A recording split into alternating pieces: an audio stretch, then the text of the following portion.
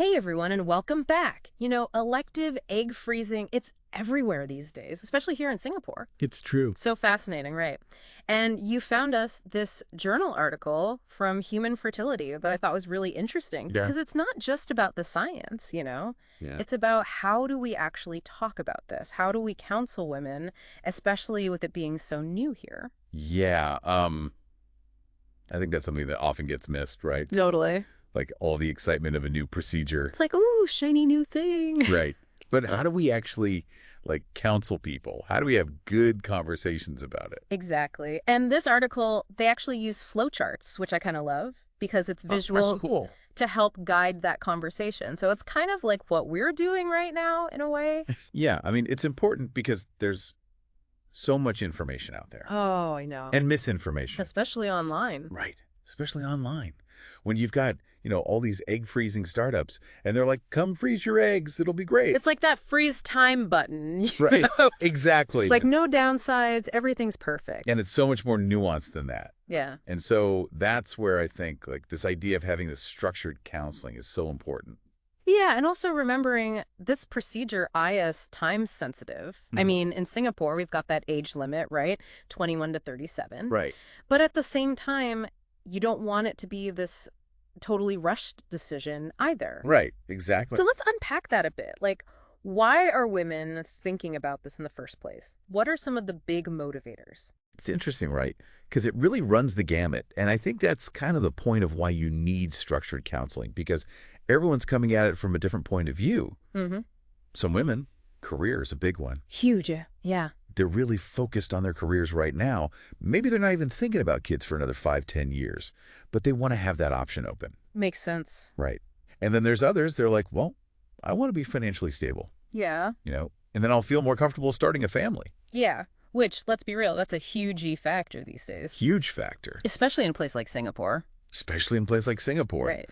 And then, of course, there's those who are like, well, I haven't found the right partner yet, Yes. and I don't want to feel pressured. Right. And that's something this article really highlighted, right, is how much that plays into the Singapore context. Because there is that societal pressure, maybe even more so than in other places. Absolutely. Yeah, there's definitely a timeline that I think a lot of people feel, just pressure from society. And there's also this stigma. The article talks about the stigma around single motherhood, Right. Which is still unfortunately a thing. which is still unfortunately very real. Yeah. So we've got these external pressures, but then there's also that kind of internal what if, right? Like, what if I freeze my eggs and then I change my mind and I don't even want kids? I mean, that's got to be going through some women's minds too. Right. And the article actually addresses that, if you find yourself in that position, you do have options. You can dispose of them. You could donate them to research. Okay. You could donate them to another person who's hoping to conceive. It's interesting. So you're not stuck. There is that flexibility. Right, which I imagine is reassuring. But I'm guessing if you decide later on, okay, now's the time I want to use those frozen eggs for IVF, I'm guessing it gets a little more complicated, especially here. Yeah, yeah, absolutely. I mean, I think, right now in Singapore, you have to be married to use your frozen eggs for IVF. Right, so it goes back to that whole societal, legal thing of being married. But what if you say, okay, forget that, I'm going elsewhere, I'm going to a country where it's different? Is that even possible? That's a really interesting question, and one that I think a lot of people are, kind of grappling with right now and figuring out. And legally, nothing's preventing you from taking your eggs to another country. However, There's a however coming. there are some challenges, let's say that. Okay. Right? So transporting frozen eggs, that's not simple. Yeah, I imagine. It's not like you just, Don't like you that expect button. to carry on. Right, exactly. Okay. So there's that, and then, finding a clinic in another country that you trust. Yeah. And that you feel comfortable with. Right. All the logistics. Right, all the logistics. Wow. Yeah, it gets complicated really fast. But I guess even knowing that's an option is empowering for some women. Right.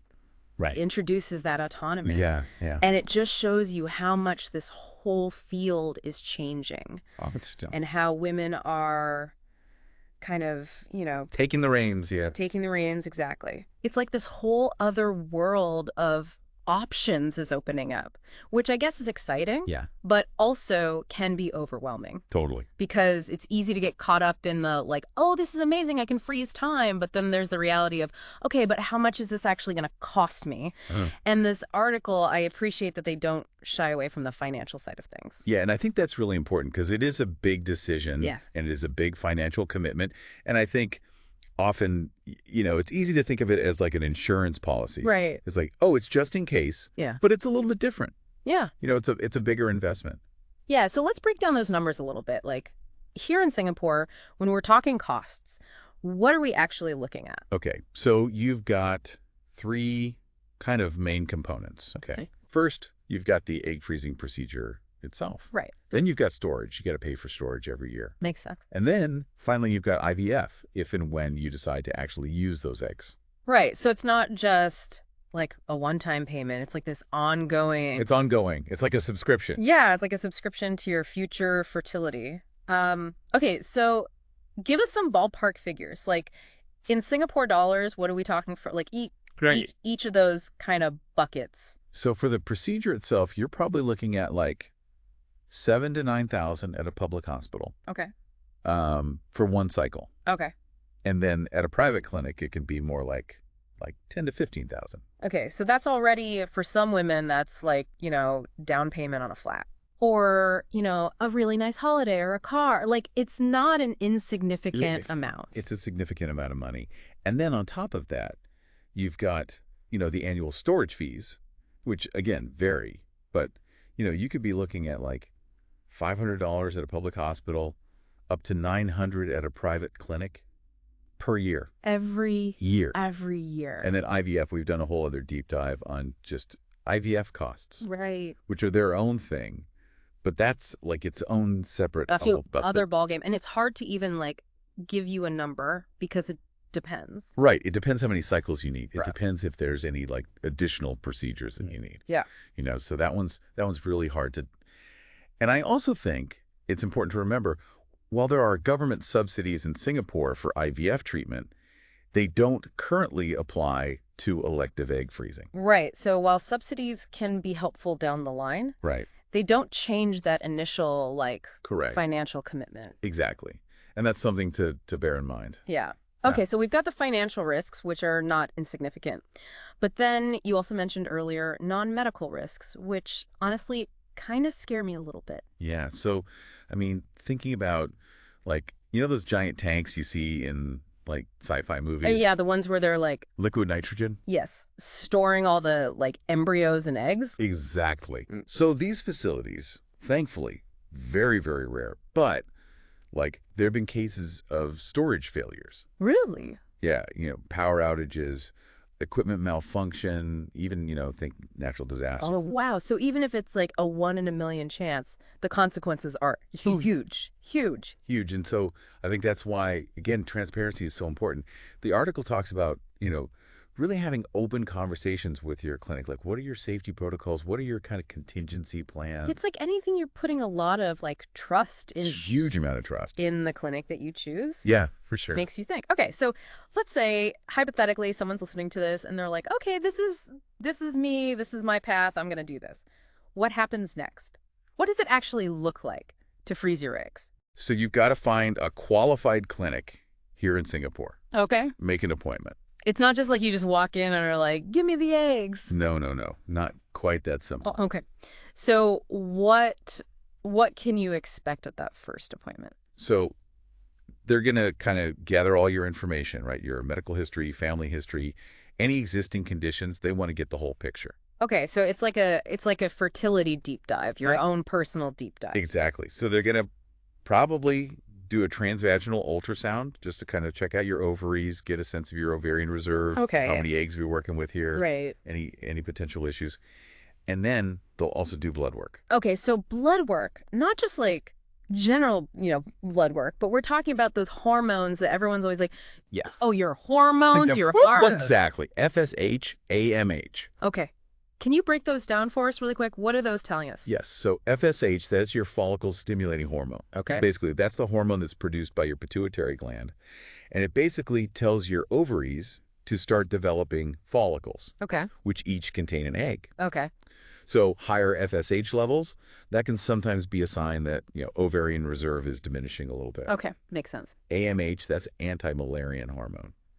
So that was actually produced by the cells that surround the developing eggs. So that gives us a good idea of the remaining egg supply. Okay. So together, those two kind of paint a picture of what's going on. Exactly, of where you're at. Cool. Okay. Right. And then depending on the clinic, depending on your situation, they might also be like, hey, let's tweak some lifestyle stuff. Okay. Like what? Diet. Okay. Supplements. Like, are you on the right supplements to kind of, help egg quality? Yeah. Stress. Stress plays a huge role. Like, are you managing your stress? So it really is like a very holistic view. Okay. But once you get the green light, then it's hormone injection time. Okay. So hormone injections. How long does that part typically last? So usually about, 10 to 12 days of daily injections. The needles are actually very fine, though. Okay. Good to know. So it's not as scary as maybe some people think. Yeah. No, that's always good. But even with a fine needle, daily injections, that's a commitment. Plus, I imagine there's a lot of monitoring throughout that whole phase. Oh, yeah. Lots of monitoring. You're going to be going back for blood tests. They're going to be doing ultrasounds just to make sure your body's responding, your hormone levels are where they need to be. Right. So, yeah, you're going to get to know your clinic very well. Yeah. You're basically best friends by that point. Okay. And then the main event, egg retrieval. What's Right. that like? Okay, so egg retrieval, relatively quick procedure, usually done under sedation. You're not going to feel a thing. Okay, good. So they use a thin needle guided by ultrasound, and they just aspirate those mature eggs from your ovaries. Okay, and then once they're out, what happens? Where do they go? Straight to the lab. Where they're cooled, they're frozen using a process called vitrification, which is really cool. Okay. It's like super fast freezing Okay. to help prevent any ice crystal formation, which, Right, because you don't want, it You don't- can damage the cells. the freezer burn. Exactly. I get exactly. it. Exactly. Wow, it's amazing how far the technology has come. I know, it's remarkable. Where it's like you could just It's like hitting pause. pause. Exactly. Wow. Okay, so I mean, we've covered a lot. Motivations, costs, the risks, what it actually looks like.